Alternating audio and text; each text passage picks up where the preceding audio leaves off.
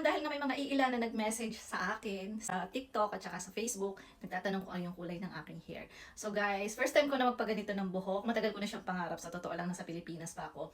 Ang kulay po nito ay highlight blonde balayage. So yun po yung tawag sa kanya. And super galing ni Sir Doji. Ito yung gumawa nito sa akin. Ayan. Kasi nga may first upload ako nito sa TikTok at Facebook kung saan sila pwedeng magpaganito kung gusto nila. Ito yun siya mga may, yan yung kulay niya. Ayan. So, alam nyo guys, bagay to kung halimbawa meron na kayong mga puti-puti ng buhok. So, magbi-blend yung kulay ng white hair nyo dito sa ganitong kulay. Ayan. So, sa mga gusto magpaganito, i-PM nyo lang ako, ibibigay ko sa inyo yung address ng Kumoteria Salon. Sa mga interested lang naman. Ayan.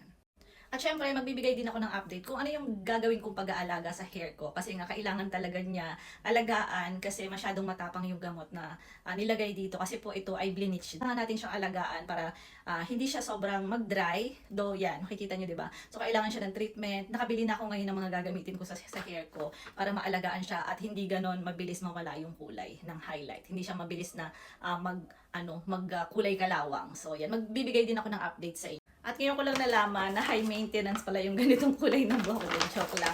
Kasi kailangan mo talaga siyang alagaan at iba yung shampoo na gagamitin natin. Hindi siya normal shampoo. So ito, nabili ko siya sa Hondos. Ayan. Tsaka ito. And bukod pa yung hair mask at tsaka dapat ganitong kulay din yung inyong conditioner at shampoo na gagamitin.